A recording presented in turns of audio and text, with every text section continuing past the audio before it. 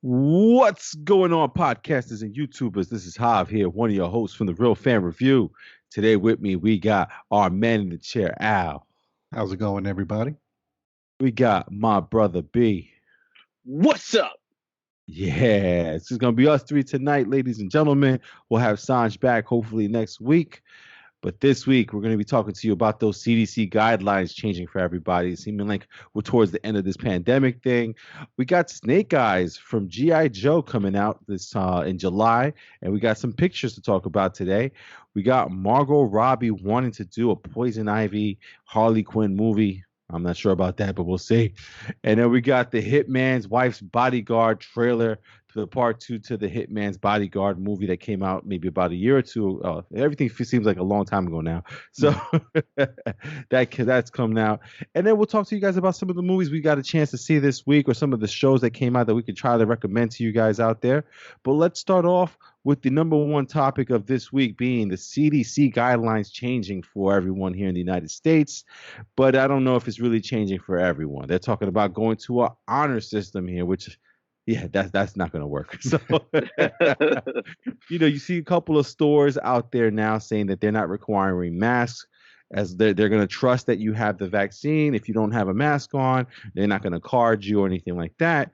And, next in line to come in is going to be the movies, of course. Movies are going to have to make a decision there.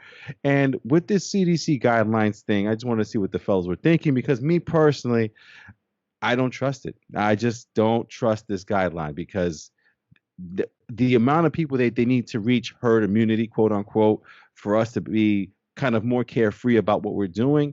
We haven't met it and we're not going to meet it, right? That's number one.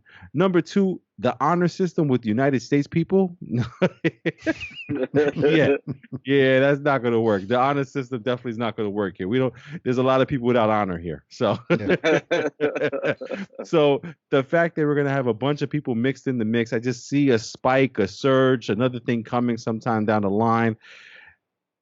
I just don't know what to do, man. I don't know what to do with this stuff because I really want to get back to the movies. Al, talk to me, man. You heard these CDC guidelines changing on, I think it was like Thursday afternoon or Thursday morning they came out with this. Yeah. What's your thoughts with all that, man, when it deals to movies and yourself? When it comes to the movies, it made me a little bit more comfortable going to the movies as long as the movie theater doesn't change its guidelines. Like as long as they stay with that 50% capacity, no more than a certain number, and they can still keep the distance. I mean, I'm getting my second shot this coming week. And, so in 2.5 weeks or so, I'll supposedly be fully immunized and I'll be in a better position to go out. My concern is, like you were saying, this honor system. I could see a lot of the people because right now the big problem isn't actually supply anymore. It's actually getting people to come and take it. Yeah. So now if you tell people, oh, don't worry, the stores, there's no need for masks. And now the stores and chains and all retail businesses start lightening up on requiring the masks. Mm-hmm. I could see all those people that didn't get it saying, well, I don't have to get it. I'll just say I did. And to your point, you can't really rely on people now doing the right thing and still going and getting their immunization. And now, to your point, it could cause another effect of people, getting it, catching it, spreading it. Because I may not catch it now that I'm immunized, but it doesn't mean I can't now carry it to someone else because I was exposed to it from someone else. So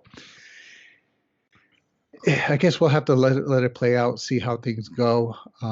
Still makes me a little apprehensive, because I can't trust other people to do the right thing. Because at this point, we're stuck with the people that were looking for a reason not to get it, and now we just gave it to them. So, absolutely, man. That's the fear right there. Absolutely. How about yourself, B? What's your thoughts on all this? I think you're fully vaccinated, right? Yes. So what's your thought? I've been vaccinated since February. Gotcha. I gotcha. So, I mean, I know people who are against masks and, I say the same thing, I worry about what that means going forward, in terms of us going to places and just like Al said, people kind of lightening up on restrictions.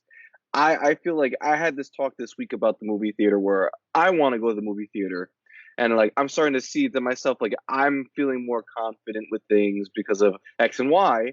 I was like, you know what? I'll do the movie theater because they're still doing this and that. And all of a sudden, it came out the new guidelines, and I'm like, I don't trust nobody. I don't trust nobody. So I was like, now I'm apprehensive again because if the movie theater, if businesses are craving the whole getting back to normal thing, then I fear that they're going to drop these restrictions that they have way too quickly. And I don't know if I'm willing to take that risk. Like I'm happy to know that all the people that are important to me all have the vaccine, so I know that if I were to get it, it's not going to be too bad of a situation. But that's also not a risk I want to take, So like now I'm apprehensive about who's going to be sitting next to me come they drop these, restrictions, and that makes me not want to go to the movies. And now that all these movies are coming into the theater that I want to see, I'm like, am I gonna start coning off? I'm gonna bring like 8 cones with me. Like, nah, you can't sit here down this whole row. Can't sit here either. Not in front of me. Like, like you can do the old school. I claim this whole row. I got this whole row taken. I got. They coming. They're just not here yet. I got 1, 2, 3, that's my 4, favorite. 5, 6. They're just not here yet. They're concessions. 1, 2, 3, 4, 5, 6. Go away. So I feel the same. I understand from a certain point of view why some people feel certain ways, and why they don't want to wear a mask, and why at this point they're just not going to wear them. I hear those people. I get it. But, I feel for the safety of people and for other people, there should be some kind of consideration there. Like, that kind of feels to me like while they're not going to wear their mask, I'm going to be the one in the theater wearing my mask. Mm-hmm. Absolutely. And it's sick and saddening at the same time that I almost do want to go to a card system with the card that says you've been immunized, right? But at the same time, I understand the fight against that. It's almost like having to prove who you are everywhere you go, right? And nobody really wants to do that, infringing on freedoms and que sé que, you know what I'm saying? But and I think in this situation, I would like the opportunity to say, hey, man, listen, I got my immunization. Put me in a room with a bunch of people who have been immunized as well, so that way we all feel safe and comfortable. For those who don't want to get the vaccine, don't want to wear their mask, you know what? You go ahead and make that choice by yourself, and you sit over there with them, and then like cleanse the room for 3 days. But I also understand why they can't do certain things like that. You know what I mean? So it's just going to be a crazy time period. Again, just when I was starting to get comfortable with the idea of going to movies, this comes about and completely changes the way I thought. I was convinced I was going to see Saw this weekend. And then I just kept thinking about all this stuff with the guidelines changing. And I'm like, I'm not ready yet. A Quiet Place 2, though, I think I'll be ready. So 2 more weeks. 2 more weeks to think about it. Yeah, man. Yeah. But another thing that came out this week in the news was our favorite Snake Eyes from the G.I. Joe series, man. And, unfortunately, G.I. Joe has not had a good history in the movies besides the animated one. Yeah. Yeah. Cobra, la la la la la la. But, the Channing Tatum G.I. Joe was okay. I'm not even gonna lie. It was a little cheesy, but at least I liked it, right? Then the one with The Rock where he was Roadblock. No, dude, that was just so bad. It's just so bad. You know where they killed off Channing Tatum in the first half of the movie for the sake of having The Rock as the lead character? Dude, who thought to that justify the paycheck? Whoever thought that one out, kill Channing Tatum. Let's do it with The Rock. It just should have did them both together. But I was just gonna say, with the way their back and forth was going in the first couple minutes, you didn't want that throughout the whole movie. Like, I don't understand. We can't afford it. We can't afford both of them. Telling you, man. But let me tell you guys, if there's a series or a movie that could make another kind of MCU, DCEU thing, it'd be G.I. Joe, man. They have so many characters, so many different ways they can go with these characters. They could make it a serious thing. They could make it a ninja thing. They could make it an evil thing. And then they could do the team up where it's the G.I. Joe team together. And I think that's what maybe they're trying to do with this. I never expected to see Snake Eyes by himself.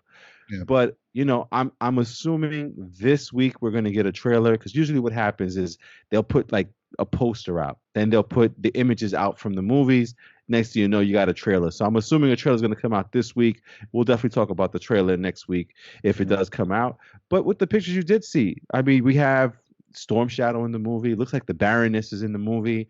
I'm not sure if it's Scarlet or Lady J, but I'm assuming Scarlet because the hair was orangey, red, orange kind of thing.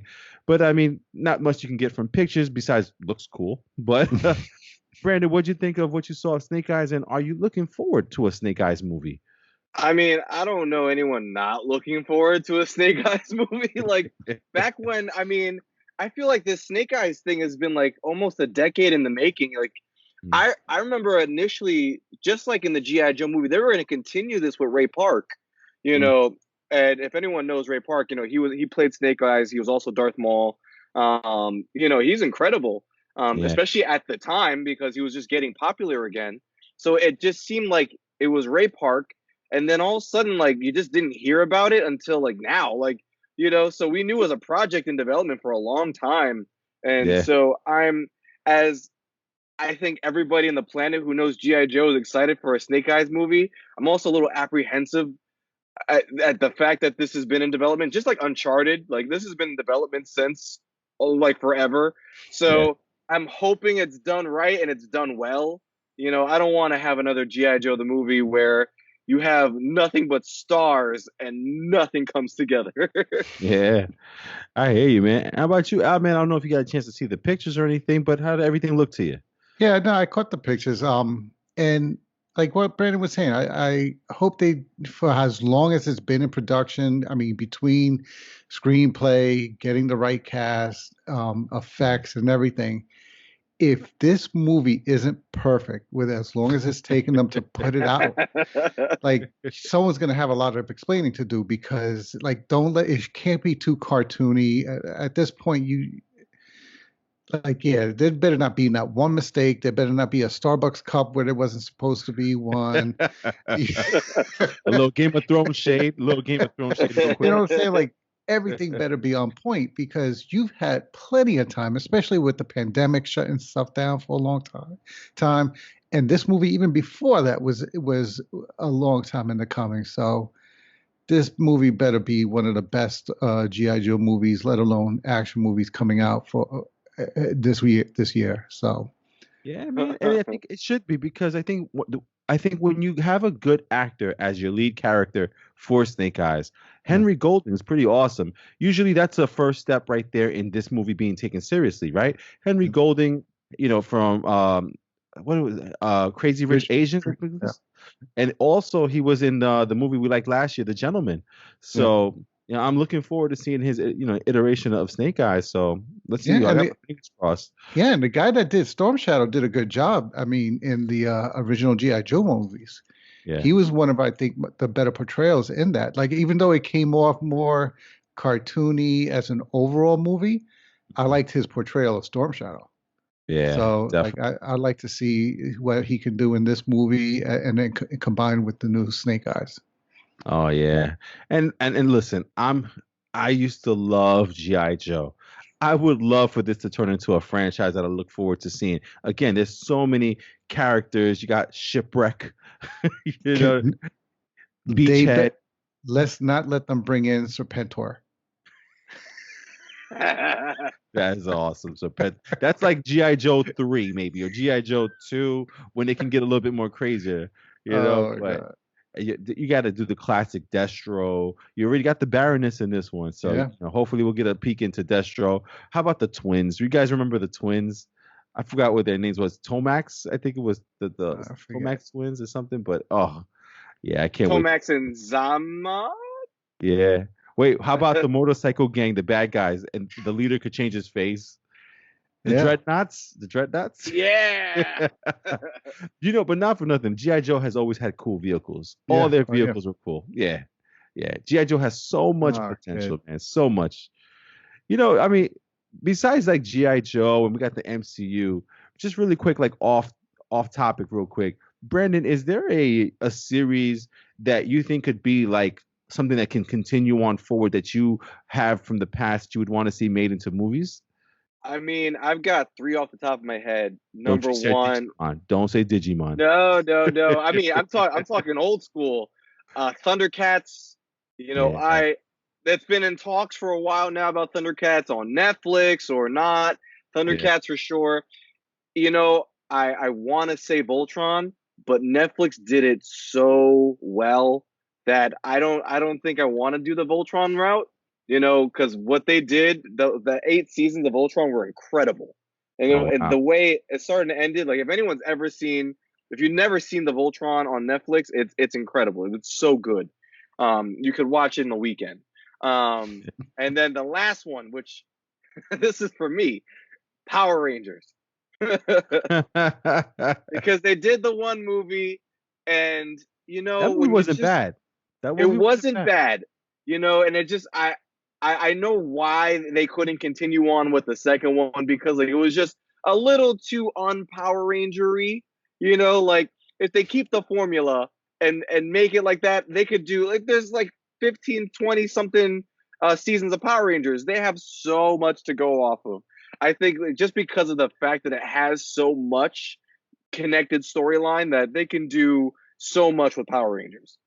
Yeah, that's not bad. Man, how about you, man? Anything from your youth or anything that just you think of that could bring you back to like a Marvel type of thing where you have a bunch of different movies but all belonging to the same series?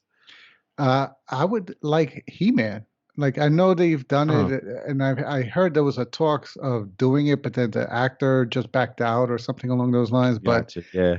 um, I would like to see a new live action because the last one I think we had was back when Dolph Lundgren did it, and That's that one right. was horrible. That was a The horrible Master Oh Skeletor. God. Universe. Don't Al, whatever you do, don't show the picture of Skeletor. Have people with nightmares up in here. Ah, kid. But because that's Master another. Universe. They could go off and then they can spin off into She-Ra just the same way. So they get a lot. There's a lot of material there. And then there was a cartoon, Thundercats, like V said, but there was another cartoon. I'm going to show my age with this one, but I can't recall what it was, the name of the cartoon. But there was a bunch of them. They were like birds, and they would fly. Silverhawk? Okay, is that their name? And then they would form the suit around them, and then they Oh, they had. were like Voltron, but birds, right? Yeah, yeah, yeah. Oh, I I think it wouldn't was mind something. Silverhawks, but I'm not sure. I forget. Yeah, and then even older than that, there was another one. Same thing with birds, where they each had their own special weapon, G-Force. and the one kid, like you remember that old toy where it was the two balls on a string, and you would have the stick, and you would have make it go click clack click clack.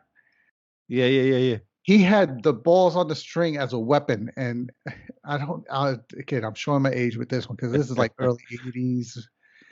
Like if they would Oh have man. had, like they had a special thing where their ship would turn into like the Phoenix.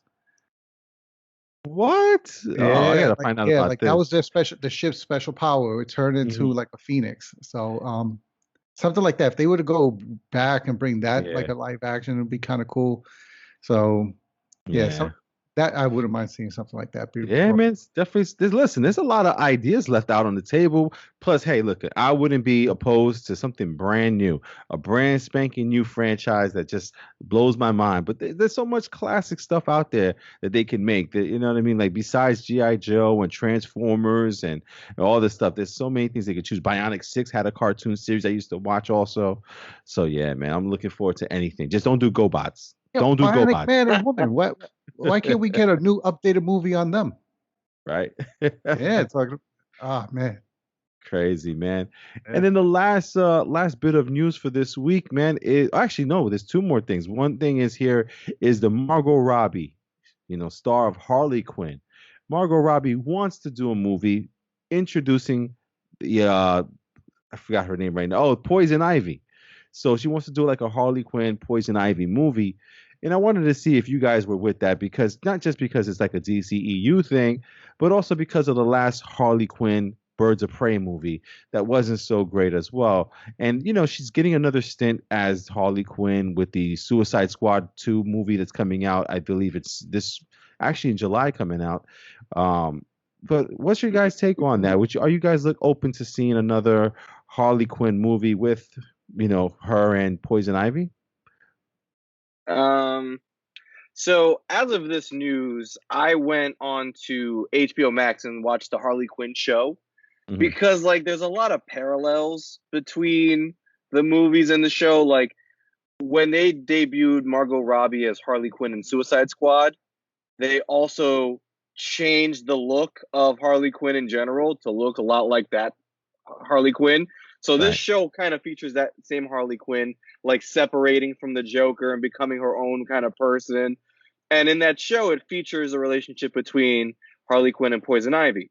And Ah, like the concept itself is it's interesting because it shows like the duality of like sexuality as well as like partnerships. So in the comics, I think they did like have like a relationship at one point.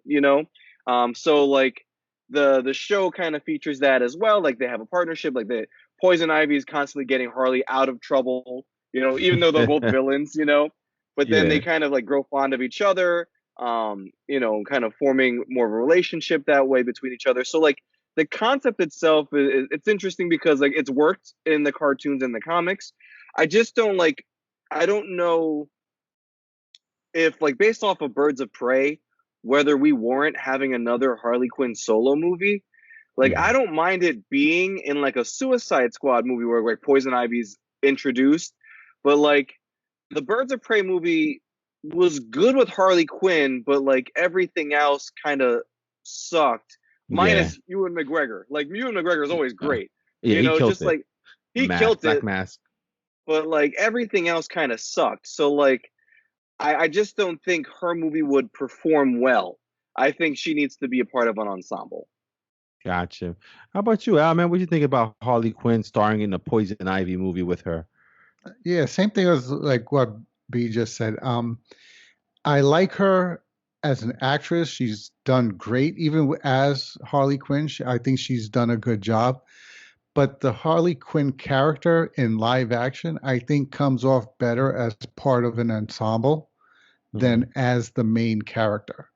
Like the all her hijinks and extra or personality and attitude and all that action that comes around her, I Hmm. think plays better if it's coming like bouncing off of say a more serious character, or if she's like the comedic relief of the movie like she was in Suicide Squad, and even the first one. I mean, even though everybody pans that one for some reason, like her Hmm. character bouncing off of Will Smith's Yeah, she was character, good. That was she, good. yeah, it showed the compliment. But if all you have is her acting that way, I think it becomes too much sometimes, and I Right. think that's what detracted from Birds of Prey. And you have people like Rosie Perez and all those other characters, Hmm. Black Canary being brought in, and you still had the movie not do as well as everybody was expecting. So I don't think doing a movie of her and another character again and trying to go into that well of, oh, well, let's pair her with somebody. No, you got to pair her as part of a bigger ensemble where the ensemble is the bigger part of the movie and she's being brought into it. Yeah, I mean, because how much more like the crazy Harley Quinn thing can we really see? I mean, Yeah. she's a cool character, but again, I agree with you both. I think in an ensemble, she'd probably be better off. That way, she doesn't get too corny or doesn't do too go over the top with anything there. I Yeah. mean, I'm hoping they can write a story good enough for her. She deserves it, but at Yeah. the same time, man, haven't seen it, so Yeah. just I'm looking forward to her in Suicide Squad though. So we'll see how that comes out in next month. I believe July. It's Yeah. supposed to be coming out, so. That'll be HBO Max again hooking us up. Brandon has a Oh deal with no. HBO Oh Max. no, you said it. HBO Max? Really? Oh man, there goes all my where, hopes. where they just make just okay movies, right, Brandon? The bottom line, man, the bottom line.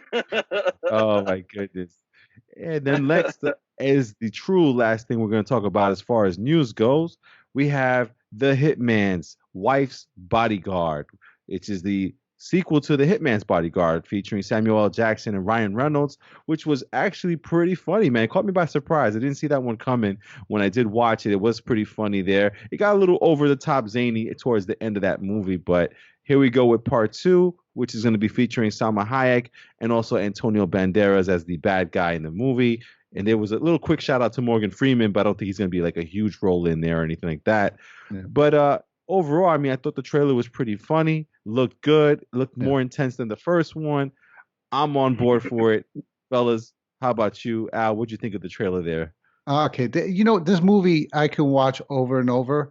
So they can make 15 of these because it's got three actors that I can watch in any role Right. all day and not get tired. I mean, Ryan Reynolds type of humor, I could watch it all day. Like I love that type of humor, that sarcasm, that smart assness of a character, and he plays it every time, no matter Every what time. movie he's in. That's his character.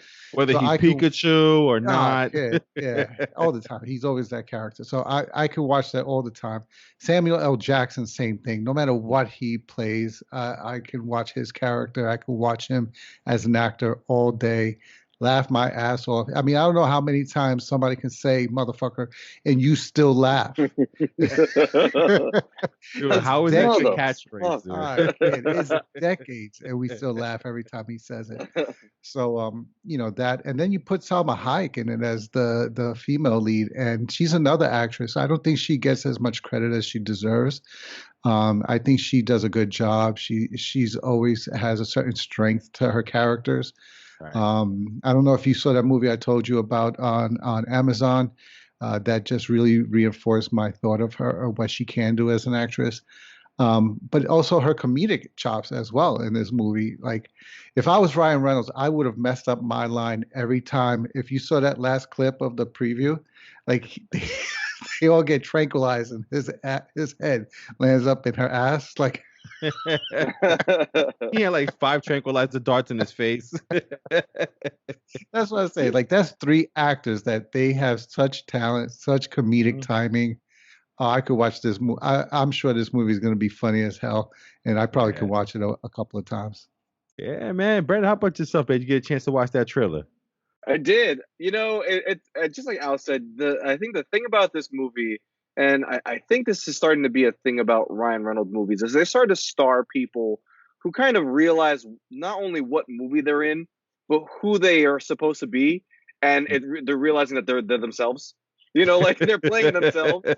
So like, I don't think you can go like downhill just being you when you're like when you've got it. Like like you like if you're Ryan Reynolds, the kind of comedy you're gonna put off. It's gonna be the entire movie. When you're Salma Hayek, like just like Al said, she has a lot of strong roles, but when she lends her hand to comedy, they don't always use her stereotype against her, but she kind of makes her own kind of way. And that kind of funny way for her always kind of comes out. And like, if this is going to be her the whole movie, like I'm in it, like, like I'm in it. So I think like the new thing with a lot of these comedies, and I think one of my fears, but kind of the way I think things should go is like these actors kind of realize who they are and what their comedy lends to a movie should be the way that kind of leads for like just kind of like this movie demonstrates everyone knows who they are. They're playing themselves. Roll cut. Like, go ahead, do the thing. I worried though that people are gonna want comedy movies starring Ryan Reynolds for Ryan Reynolds comedy, and it's gonna start to be too much because he's ever since Deadpool, like everybody wants a Deadpool, and it's like I don't want them to outplay him because Ryan Reynolds did a great job in his career putting himself on big name movies, as a male lead where he got to be funny but got to be dramatic and then have his comedies too. And now it's just like everyone's like, well, I want a Deadpool. In whatever form that means, whether you're Pikachu or you're a video game character. So like I hope they don't outplay Ryan Reynolds because I love him. Yeah, definitely, man. I always worry about that with Ryan Reynolds too because he's playing Ryan Reynolds every freaking movie. It's like Stifler. Stifler was always Stifler no matter what. If he was in The Goon, he was Stifler. Just crazy, man. Yeah, man. I'm looking forward to that one, man. It looked actually really, really funny. So looking forward to it big time. And yeah, listen, that's what we have for the news for this week. And if you're watching on YouTube, please comment below and let us know what you were thinking about those news stories. Would you want to see a Margot Robbie movie featuring a Poison Ivy as well? Or how about those CDC guidelines? If you live in the United States, or hell, if you live anywhere that's going to open up movie theaters to people without masks, are you ready to go back to the theaters like that. So would love to hear what you have to say. And if you're listening on podcast, you can email us at therealfanreview@gmail.com. REEL is real. So the Real Fan Review. Let us know your thoughts on those different topics, and we'll be glad to read those next week for sure. And then for the rest of the podcast here, fellas, we're just going to talk about some of the stuff that we've seen this week or the week before that we haven't had a chance to mention. This Friday, I actually got a chance to watch Those Who Wish Me Dead with featuring Angelina Jolie, and I got to watch it with the wife there, and it was actually pretty damn good. Now, I know Brandon didn't get a chance to watch. He's actually just has it on pause while we do the podcast. So today we'll do a lot of just spoiler-free stuff. Just tell you why we recommend it and if we recommend it or not. So I know, Al, you got a chance to watch it as well. Yeah. What was your thoughts when you saw this movie, man? I was I was actually very pleasantly surprised because when you put it on Netflix, no, was it Netflix? HBO Max. HBO Max. They showed a little clips of scenes from the movie, and my wife and I were seeing the clips, and we were like, we got a little scared, from what we saw. But we said, you know what? It's Angelina Jolie. Let's just put it on and look. Let's see what we have. Right. And we were, we got into the movie pretty good. What I liked about the movie was they don't rush into anything.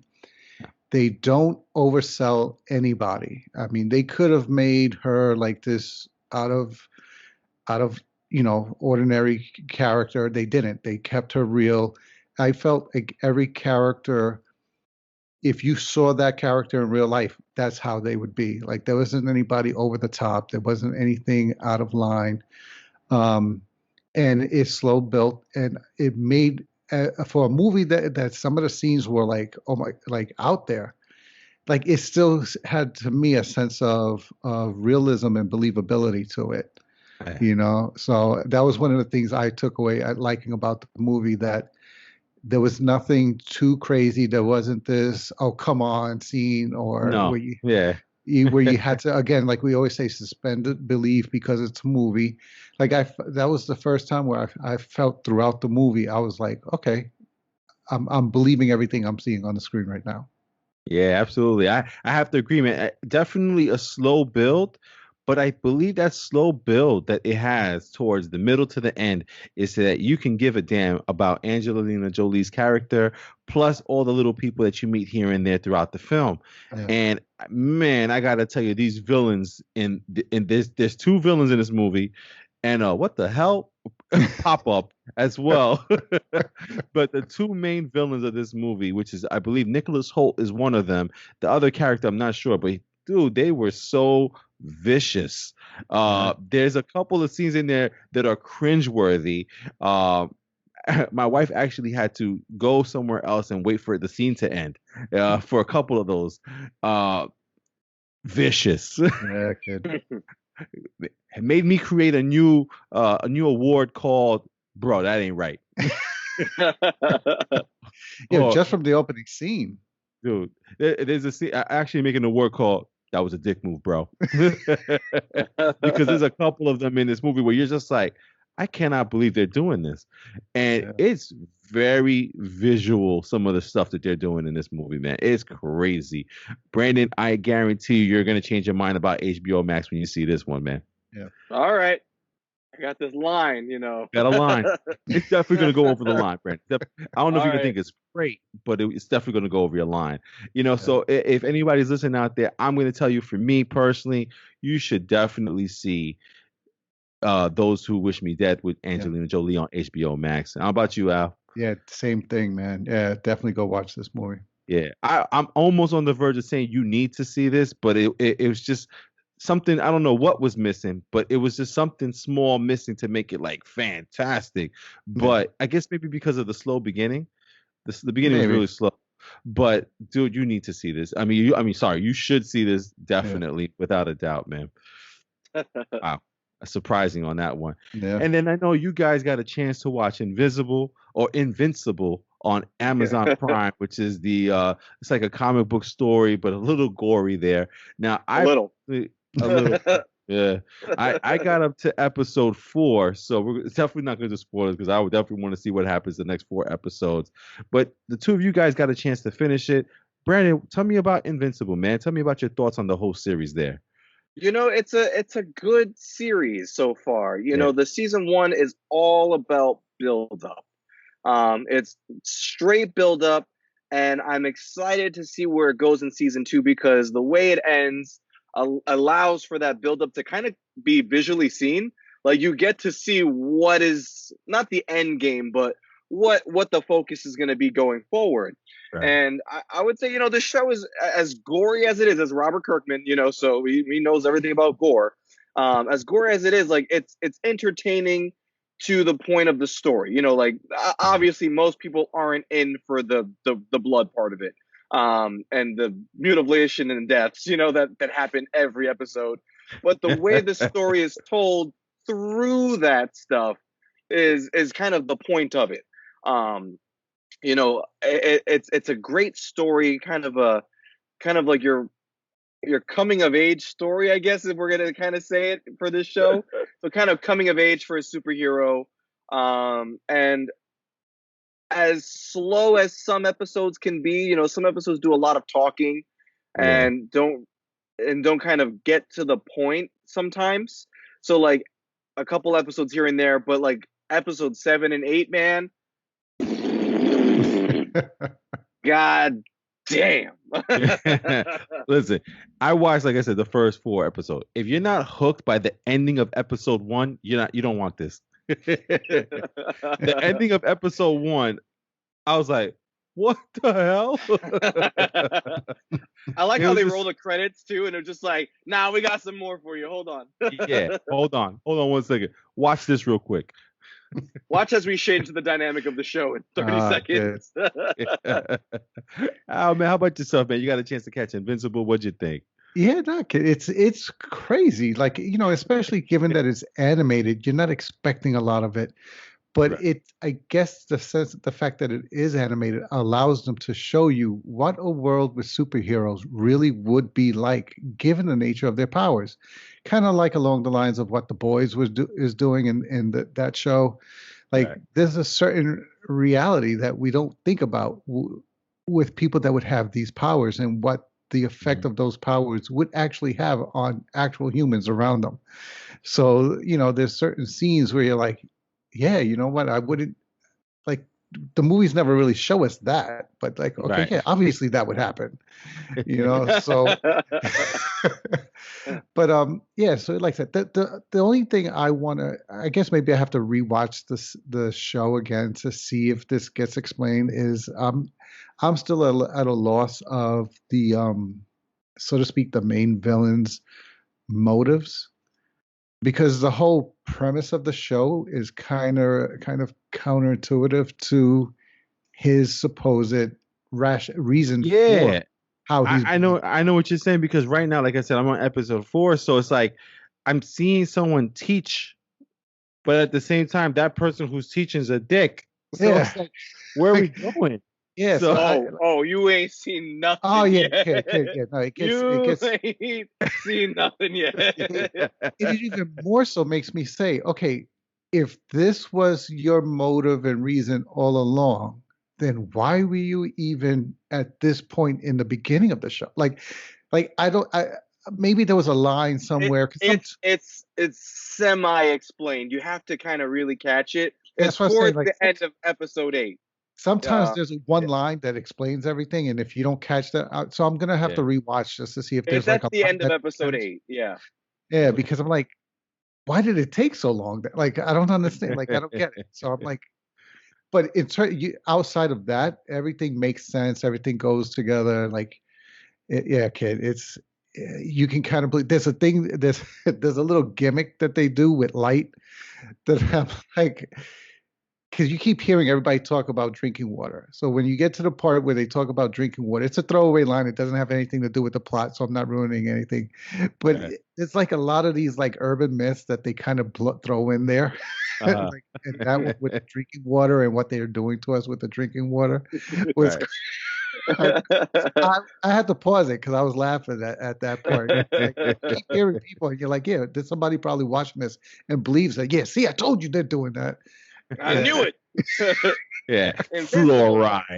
fluoride in the water, sure. Yeah. Oh yeah, Hob. Wait till you get to him actually teaching him some lessons. He's gonna teach him a lesson. Oh man, He's dude, God. where I last left off, his son actually got a good lick on him. He was teaching him, and he goes, "Well, if you can give a hit, you got to take one." And his mom stopped him real quick. She's like, and I saw it in his eyes. He was about to do what I do to Noah sometimes. Kid, now wait. Just wait. He gonna give. He gonna keep giving. He gonna keep giving. You just want to surprise nut shot me, Noah?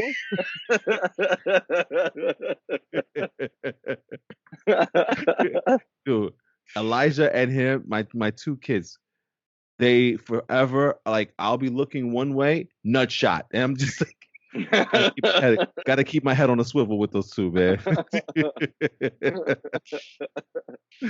Oh man, but listen, if you guys overall impressions of Invincible would recommend for people to watch. Yeah, kid. Definitely. All right, awesome, man.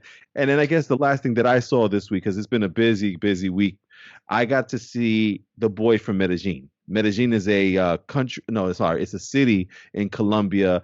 And if you are into reggaeton or pop music for like the Spanish culture there, J Balvin is a huge reggaeton star. And this is on Amazon Prime. So if you have Amazon, you have Amazon Prime, you can watch it for free.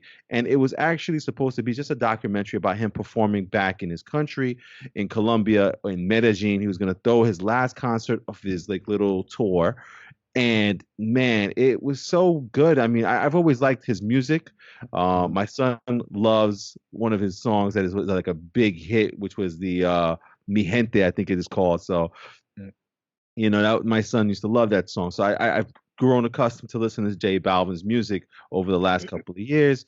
And to see his struggle with a topic that's actually, happening right now also, which is the country, the young people are kind of like trying to form change in the government. The way that they're handling things I believe is a 47% or 43% poverty rate in Colombia. So, there's things going on over there. But during this documentary, the revolution was starting, and I guess the town and some of the other hip hop stars or rap reggaeton stars that are over there, they were looking for words from him to say something, and he just never spoke up because he didn't feel like an entertainer's job is to speak on government issues or stuff like that. He felt his role was just to entertain.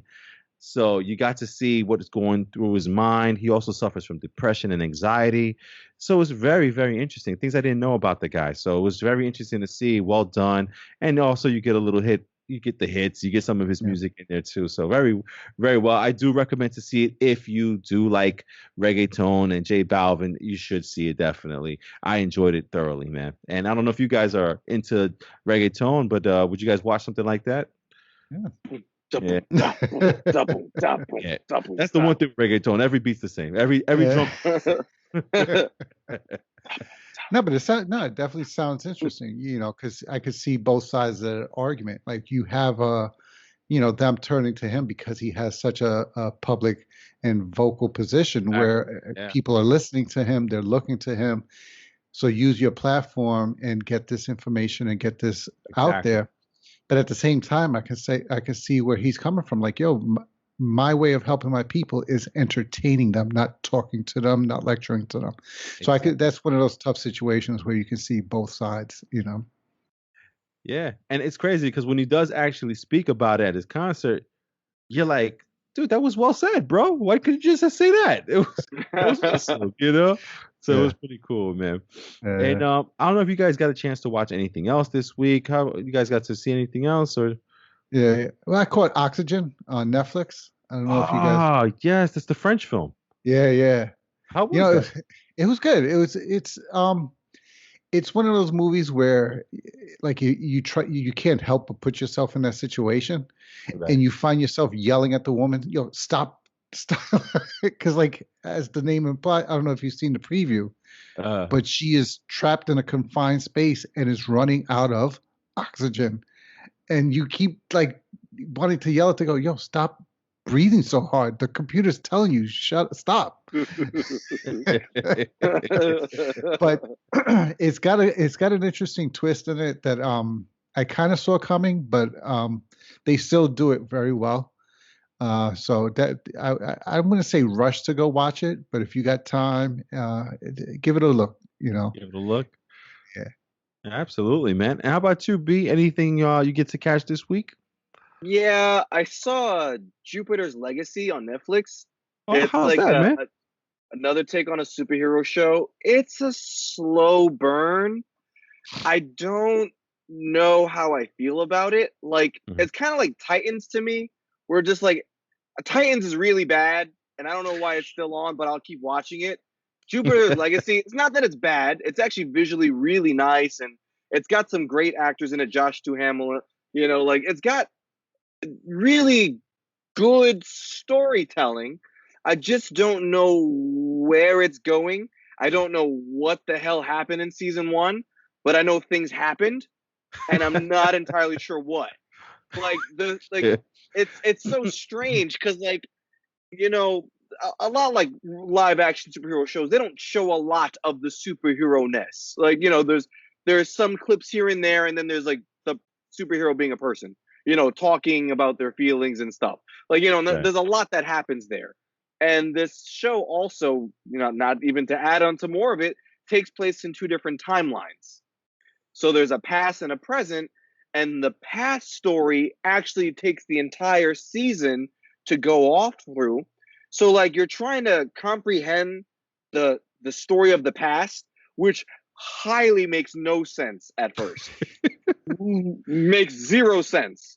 And then you're trying to comprehend what the point is of the story in the present.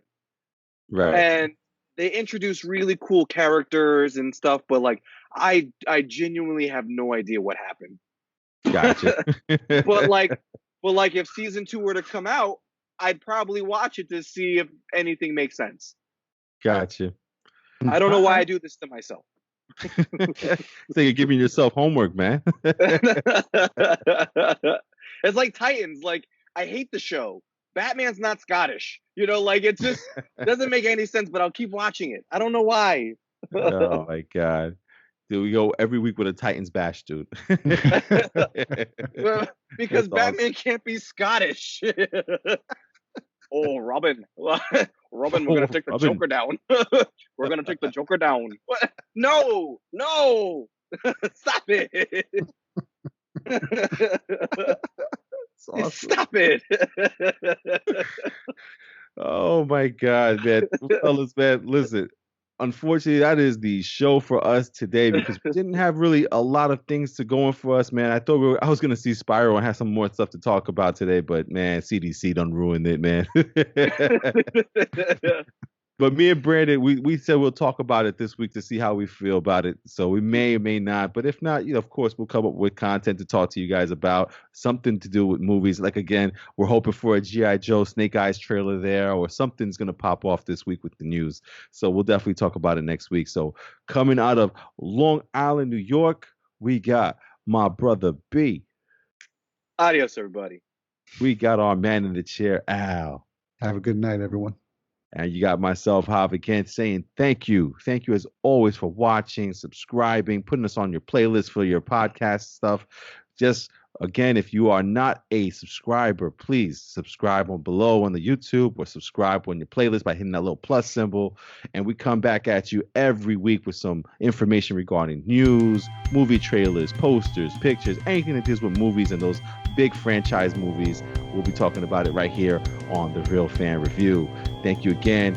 Coming from Long Island, we say thank you, and we'll catch you on the next episode. Till next time.